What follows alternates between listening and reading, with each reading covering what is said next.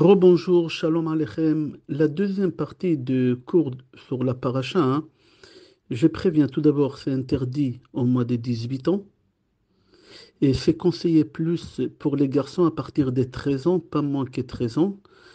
Et ok, chacun y comprend. Et ça sera d'après la Kabbale. La paracha, qu'on lira Bezrat Hashem demain, parachat Shlach, dans chapitre 15, dans Pasuk 32, n'oublie pas le chiffre 32. Là-bas, la paracha, elle parle de quelqu'un qui n'a pas son nom, qui on l'appelle Mekoshesh. Mekoshesh, c'est quelqu'un qui a transgressé Shabbat. Qu'est-ce qu'il a fait exactement? C'est pas marqué dans la Torah. Mais Mekoshesh, ça veut dire il a transgressé Shabbat. On va pas rentrer maintenant dans le détail qu'est-ce qu'il a fait. Est-ce qu'il a coupé des arbres? Est-ce qu'il a allumé le feu? C'est pas ça qu'est-ce qui nous intéresse. Qu'est-ce qui nous intéresse? Que la paracha, elle nous raconte ici qu'il y a quelqu'un, que son nom ne figure pas, que c'est très étonnant, qu'il a transgressé Shabbat. Et comment il a transgressé Shabbat, on ne sait pas. Et la Gemara Shabbat, page 96, Amoud Bet, elle pose la question, elle dit, c'est qui cette personne-là que la Torah, elle veut cacher son nom? Qui c'est cette personne? Et là-bas, la Gemara dit, Rabbi Akiva, il dévoile. Et il dit, il s'appelait Tzlofrad. Prends un stylo et marque Tzlofrad. On aura besoin pour tout à l'heure. Tzadik Lamed Vav Pei Chet Dalet. Je répète, Gemara Shabbat dit, Rabbi Akiva, que c'était Tzlofrad. Rabbi Uda ben Betra, il dit à Rabbi Akiva, Akiva, tu vas payer très très cher pour ce que tu viens de faire. Parce que si c'est vraiment Tzlofrad qui l'a fait, pourquoi tu dévoiles? Si la Torah elle veut pas dévoiler, pourquoi toi tu viens, tu dévoiles? Si la Torah elle aurait voulu qu'on sache qui c'est qui l'a transgressé Shabbat, la Torah elle aurait écrit son nom. Et si la Torah elle n'a pas écrit son nom, parce qu'elle ne veut pas qu'on sache. Alors pourquoi tu dévoiles? Et dans le cas que c'est pas Tzlofrad, tu t'es planté. Tu vas payer très cher aussi. Dans tous les cas, tu vas payer très cher. Pourquoi? Tu fais Motsi Shemra, une mauvaise réputation pour quelqu'un qui n'a rien fait. J'aimerais pas attarder ici dans l'histoire de cette personne, Tzlofrad.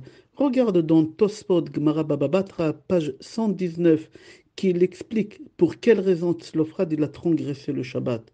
C'est un tzaddik Tzlofrad. Mais on va avancer. Dans Tana Dive Eliyahu Rabbah, dans chapitre 26, Hôte 19, c'est rapporté qu'Akadosh Baruch Hu, il a dit à Moshe Rabbeinu Moshe, tu sais pourquoi il a transgressé Shabbat? Parce que pendant toute la semaine, les Juifs ils portent sur eux les tefilines. Shabbat, on ne porte pas les tefilines. On n'a aucune mitzvah sur nous. Alors, dans leur une mitzvah, qui pourront la faire pendant la semaine et pendant Shabbat, pour qu'ils ne pêchent pas à nouveau comme cette personne-là. Et là, Moshe Rabbeinu, il nous donne la mitzvah dans la paracha. Regarde tout de suite après la paracha de Mekoshesh, il y a là-bas la mitzvah des tzitzit. Et Moshe Rabbeinu nous ordonne de porter les tzitzit, Shabbat, Yom Tov, tous les jours. J'aimerais comprendre quel est le lien entre transgresser Shabbat et tzitzit. Quel rapport il y a entre Shabbat et tzitzit? Il y en a qui disent parce que c'est lui qui met les tzitzit, c'est comme s'il a fait les 613 mitzvot de la Torah. Il y en a qui disent aussi que Shabbat, c'est lui qui fait Shabbat, c'est comme s'il a fait les 613 mitzvot de la Torah. Alors comme les deux, ils sont équivalents aux 613 mitzvot de la Torah, alors on les a mis côte à côte dans la paracha. À Gaon Vilna, il donne une réponse. Et il dit, combien de ronds tu fais dans les tzitzit? Tu sais, dans les tzitzit, il y a des nœuds et il y a des ronds. 7, 8, 11 et 13. Total, 39. Et on a 39 travaux interdits le Shabbat. Alors, puisqu'on a 39 travaux interdits le Shabbat et dans le tzitzit, il y a 39 ronds, alors c'est lié Shabbat et tzitzit, comme ça il dit à Gaon Vilna. Venons, on va raconter une histoire, ça va te réveiller un peu. Je l'ai trouvé dans Gemara Shabbat, page 25. Là-bas, la Gemara, elle raconte une histoire sur quelqu'un qui s'appelait Rabbi Yehuda Bar Elahi. Chaque fois quand je vais sur la tombe de Rabbi Meir Baalanes, pour y aller à Tzfat, je passe devant la tombe de Rabbi Yehuda Bar Elahi. On dit c'est une ségoula pour la Parnassa. La Gemara, elle raconte sur Rabbi Yehuda Bar Elahi qu'il avait l'habitude que quelques heures avant le Shabbat, sa femme lui ramenait une bassine de l'eau vivante, ça s'appelle, Maim Chaim, de l'eau de vie, et il lavait le visage, les mains et ses pieds. Et il s'enveloppait avec tzitzit. Et quand on le voyait, on dirait qu'on voyait un ange qui descendait du ciel, tellement il était pur.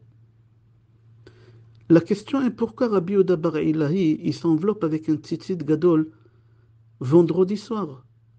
Le soir, on met pas les tzitzit, c'est le jour. C'est-à-dire, si Rabbi Yehuda bar Ilahi, il met le tzitzit sur lui, le talit sur lui, juste à la rentrée de Shabbat, c'est-à-dire qu'il y a un lien entre Shabbat et le tzitzit. Regarde Rashi là-bas sur place. Concernant l'histoire de Rabbi Yehuda bar Ilahi, à Ari Akadosh, à Arizal, il ramène une autre histoire dans la même Gemara Shabbat, page 150. Écoute l'histoire. Maaseh bechassid echad. Remarque, il n'y a pas le nom de cette personne-là. Comme Tzlofrad, il n'y a pas son nom dans la paracha. Mais ici, la Gemara nous raconte aussi, anonyme, je crois on dit en français. Maaseh bechassid echad. Une histoire avec un chassid, quelqu'un qui est pieux. Que Shabbat, il est sorti se promener un peu dans son jardin de la maison. Et en marchant dans son jardin de sa maison, il s'est rendu compte que le mur de son jardin, le muraille qui l'entoure son jardin, il y a un trou. Il est tombé, un morceau qui est tombé de ce mur.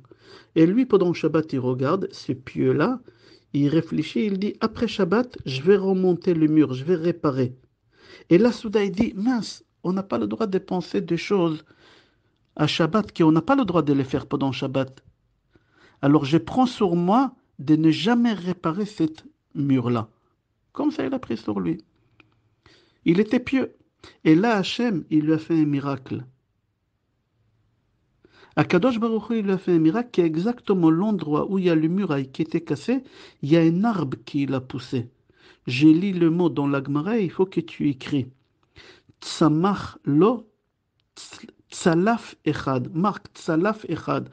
Tzadik lamed pei. Plus loin echad. Aleph chet dalet. Tsalaf, c'est le nom d'un arbre. Comme tu me dis, le pommier. Un arbre qui s'appelle tsalaf. Echad, un arbre qui a poussé exactement à la même endroit et il a bouché le trou. Et de cet arbre-là, il a eu la parnassa en abondance pour lui et pour tous ses enfants, ses petits-enfants. D'ici, on apprend, c'est une parenthèse, celui qui l'observe Shabbat, il lui manquera jamais la parnassa, ni à lui, ni à ses enfants, ni à ses petits-enfants. Je referme la parenthèse, c'est pas le but du cours de te faire faire Shabbat. Alors, Arizal dit que ce chassid-là, qu'il n'y a pas son nom, je vais te dire qui c'est. C'est Rabbi Yehuda bar Ilahi. Et il dit à Ari Akadosh, si tu colles le mot Tsalaf Echad, ça fait Tzlofrad. C'est pour ça que je t'avais dit au début du cours d'écrire le nom de cette personne qui a transgressé Shabbat, qui était Tzadik, Tzlofrad. Et là, l'arbre, il s'appelle Tzlaf, plus loin Echad, Tzalaf Echad. C'est-à-dire que Rabbi Yehuda bar Ilahi, il dit à Ari Akadosh qu'il est venu réparer Tzlofrad. Comme Tzlofrad, son nom ne figure pas dans notre paracha, hein, ici dans l'histoire de Chassid, c'est pas marqué son nom aussi. Je continue. C'est rapporté dans Sefer Megadim Chadashim, au nom des livres Yalkut Arishonim, qui rapporte au nom des livres Horatzvi, que la valeur numérique des Rabbi Yehuda bar Ilahi, ça fait 552. Exactement la même valeur numérique des Tzlofrad ben Chefer. Or Hachaim Akadosh, il dit que l'histoire de Tzlofrad est un peu bizarre. On dirait elle est tirée de je sais pas d'où. Comme ça, il dit Or Hachaim Akadosh. Il dit tout d'abord où il y a des arbres dans le désert que Tzlofrad il a coupé des arbres. Et en plus, pour couper des arbres, pour cuisiner, il n'avait pas besoin de cuisiner, il avait la manne. Et il dit, mais pourquoi la Torah, elle cache le nom de cette personne-là? Pourquoi la Torah, elle ne nous écrit pas qui c'est cette personne? Mais en deux mots, il faut que tu saches que suite à ce qui s'est passé, on a gagné une mitzvah, la mitzvah de tzitzit. Pourquoi? Parce que Hachem, il a dit à Moshe Rabbeinu, Moshe, tu sais pourquoi Tzlofrad, il a transgressé Shabbat? Parce qu'il n'a pas les tefilines. Alors, dans leur une mitzvah, qui vont l'avoir Shabbat sur eux. Et qu'est-ce qu'on met Shabbat? Et tous les jours de la semaine, tzitzit. C'est-à-dire que la mitzvah des tzitzit, on a eu grâce à qui? Grâce à cette personne-là, Mekoshesh. Alors, puisqu'on parle des tzitzit, j'aimerais parler maintenant un peu plus et un peu plus profond dans le tzitzit. C'est rapporté une halakha dans Mishnah Brura et aussi dans Kaf HaChaim, dans Siman 14. Si tu veux changer les fils de tes tzitzit, tu n'as pas le droit de le couper avec rien, uniquement avec tes dents. Comme ça, c'est rapporté aussi dans Matthieu Moshe. Je donne beaucoup de références parce que c'est important de donner les références. Parce que quand tu dis le nom de quelqu'un qui a écrit un livre, Siftotav Tovevot Bakever, ses lèvres, il bouge dans la tombe. Et qu'est-ce qu'il dit? Il est en train de dire nos prénoms à nous, c'est lui qui il parle et c'est lui qui l'écoute. C'est-à-dire, moi je parle, il est en train de dire Raphaël ben Rachel. Et toi que tu m'écoutes, il est en train de citer ton nom. C'est pour ça que je ramène toutes les références, Kaf HaChaim, Mishnah Brura, Matthieu, Moshe. Je referme la parenthèse. C'est marqué dans la halakha, on n'a pas le droit de couper le tzitzit, les fils, si on veut les changer, autrement que des dents, avec les dents. C'est-à-dire qu'il y a un lien entre les dents et les tzitzit. Alors prends le stylo à nouveau et écris. Combien de fils on a de tzitzit? On a 8 multiplié par 4 coins. Alors 8 multiplié par 4, ça fait 32. 32 en lettres, ça fait lève. C'est-à-dire si tu mets les tzitzit, jamais tu auras des crises cardiaques, jamais tu auras besoin de mettre des stents. Et aussi 32, compte les dents que tu as dans la bouche, tu as 32 dents. C'est-à-dire que c'est lui qui met les tzitzit katan sur lui toute la journée, jamais il aura des crises cardiaques, jamais il aura des problèmes de cœur, jamais il aura des problèmes des dents.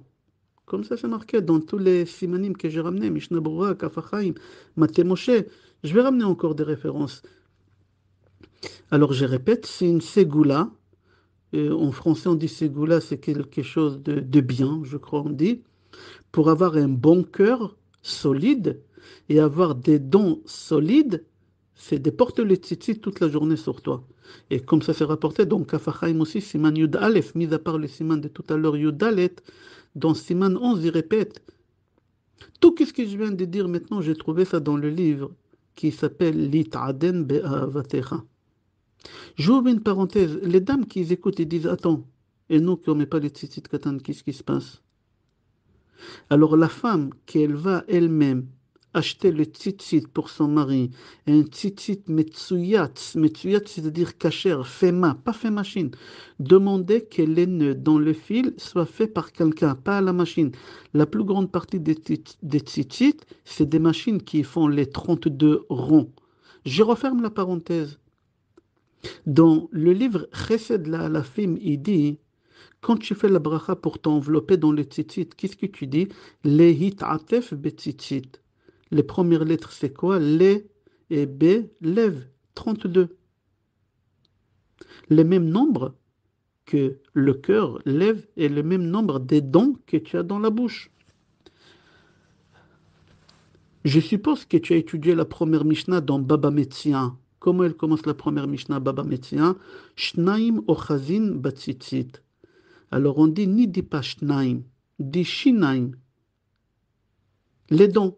C'est lui qui est ochez betzitzit, c'est lui qui a le tzitzit sur lui, jamais il aura mal aux dents. Mitzvat tzitzit est l'aide aux hommes, je ne parle pas aux femmes, aux hommes, de ne pas glisser avec des femmes. Et en général avec aussi des autres péchés. Mais en général, mis à part avoir un cœur solide, avoir des dents solides, ça aide à l'homme de ne pas glisser chas v'shalom avec des autres femmes. Viens voir. Quand on finit Parashat Tzitzit, donc Kriyat Shema, le dernier mot, on dit là-bas Emet. J'ai trouvé dans le livre qui s'appelle Les Machar HaAtir que chaque fois quand on touche la Brit Mila, il y a le Tzitzit. Réfléchis, quand on t'a fait la Brit Mila, je ne sais pas si tu te rappelles, autour de toi, tu avais ton père qui avait le tzitzit, tu avais le sanda qui avait le tzitzit, et toi, tu avais le mohel qui te coupait qui avait le tzitzit. Pourquoi chaque fois quand on te touche la Brit Mila, tu as le tzitzit? Pourquoi quand on t'a fait le rachat, fake Cohen, en anglais ça se dit, pourquoi quand on t'a fait le Pidyon Aben, ton père il n'a pas porté le tzitzit? Le Cohen il n'a pas porté le tzitzit? Pourquoi que quand il y a la Brit Mila? Mis à part ça, quand les hormones chez l'homme ils commencent à fonctionner à l'âge de 13 ans, les parents ils lui achètent tzitzit. Pourquoi? C'est-à-dire que les tzitzit et les hormones, ils sont liés. On va aller un peu plus loin. Tu vas te marier, Be'ezrat Hashem, et on a l'habitude que la future femme, elle achète à son futur mari le tzitzit. Pourquoi? Certes, le mari il va commencer maintenant à avoir des enfants, etc. Alors c'est lié, tzitzit, hormones, brit, etc. Mais ma dernière question est, pourquoi au moment qu'on va envelopper la personne quand il va mourir, est mort, on l'enveloppe avec un tzitzit? Pourquoi? C'est-à-dire que depuis le moment que l'homme il vient au monde, jusqu'à la dernière heure, tout le temps il y a le tzitzit qui l'entoure. Dans les moments les plus importants de sa vie, Brit Mila, Bar Mitzvah, mariage et l'enterrement, on commence avec la vie avec le tzitzit et on finit la vie avec le tzitzit. Il faut savoir que celui qui porte le tzitzit, il a une force, mis à part avoir un cœur solide et des dents solides et de ne pas glisser avec des femmes, des incestes. Ça protège aussi des mazikim, des mauvaises choses qui tournent autour de toi.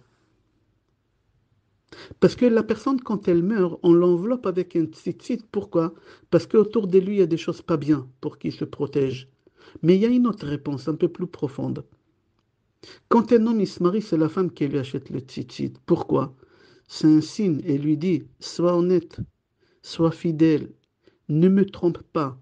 Voilà, je t'achète le tzitzit qu'elle va t'aider à ne pas glisser. Comme c'est marqué dans le livre Ta'ameh Minhagim, qui s'est rapporté dans Sefer Mishlei, chapitre 6. Je répète, Pasuk 32, c'est pas pour rien. Noef Isha Chassar Lev. Noef Isha, c'est lui qui trompe sa femme, c'est lui qui n'est pas fidèle avec sa femme. Chassar Lev. Il va lui manquer 32. Quand tu vas être enveloppé avec le tzitzit, la dernière fois, on va enlever les fils. Remarque, quand on enveloppe un mort, il n'y a pas les fils, on enlève les 32 fils. Pourquoi? Parce que ton cœur, il n'était pas fidèle à ta femme. Alors à l'enterrement, ils vont venir te faire des comptes maintenant, te demander pourquoi tu n'étais pas fidèle avec ta femme. Parce que si tu étais fidèle, on t'aurait laissé les 32 fils pour te protéger. Et tu payeras à la fin, le jour de l'enterrement. C'est rapporté dans le livre Noam Megadim que Yosef Hatzadik il a pu résister contre la femme de Potiphar grâce au tzitzit qu'il a porté sur lui. Et j'ai rapporté une histoire dans Gemara Menachot, et on finira avec ça, je ne veux pas que ça soit trop long, Erev Shabbat. C'est rapporté dans Gemara Menachot, page 44, même Dalet. Une histoire qu'il y a un homme qui était pieux. Et il faisait très attention de ne pas rater la mitzvah des tzitzit. Toute la journée, il avait la tzitzit sur lui, tous les jours. Et un jour, il a entendu qu'il y a une prostituée de luxe, l'autre côté de la mer, et qu'elle prend Arba Meotzuz, c'est une somme astronomique. Et lui, il a désiré cette femme.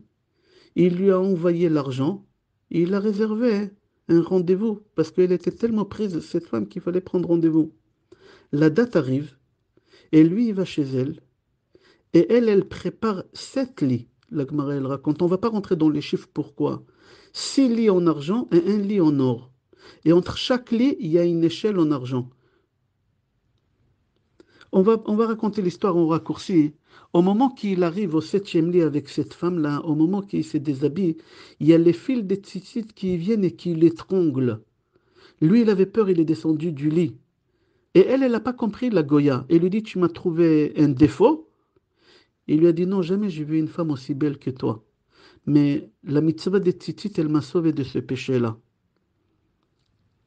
Cette femme, elle est partie chez Rabbi Hiya et elle s'est convertie au judaïsme. Tout son argent, elle a donné aux pauvres, mis à part ces lits-là qu'elle a gardés. Et elle est partie se marier avec cette personne-là. Et qu'est-ce qu'il a voulu faire avec elle, avec le péché? Et il a fait ça dans le kasher. Elle s'est convertie, elle est partie au mikvé, ils se sont mariés. Et il a eu la vie sauve grâce au tzitzit. C'est-à-dire, grâce au tzitzit, on est sauvé de beaucoup de choses. Et la paracha, elle finit avec le mitzvah tzitzit. On va s'arrêter là, je veux pas que ça soit trop long. N'oublie pas, dimanche, Be'ezrat Hashem, rendez-vous à Strasbourg. Kol Tov, Shabbat Shalom.